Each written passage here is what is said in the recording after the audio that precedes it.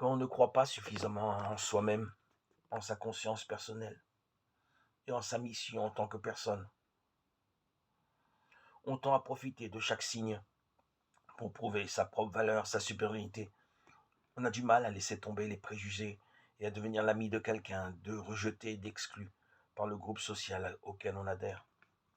La communion avec le pauvre, avec l'étranger, est un geste personnel du je qui émerge.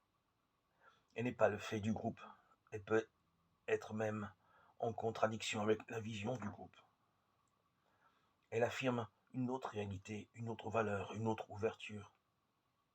Elle branle cette certitude que l'appartenance au groupe est la valeur ultime.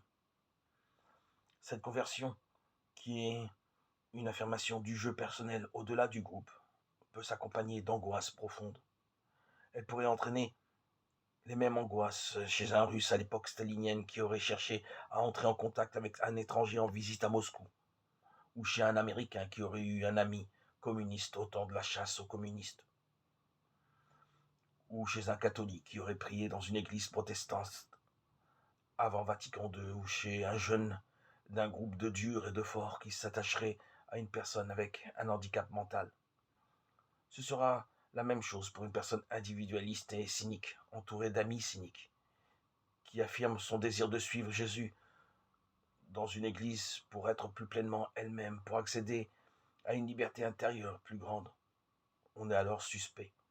On n'est pas considéré par le groupe comme un bon, comme quelqu'un de sûr. On dévie de la ligne du parti. On se sépare des autres. On affirme ou on témoigne d'une vérité qui n'est pas celle du groupe. On affirme le primat de la conscience personnelle sur la conscience collective. On affirme le jeu personnel.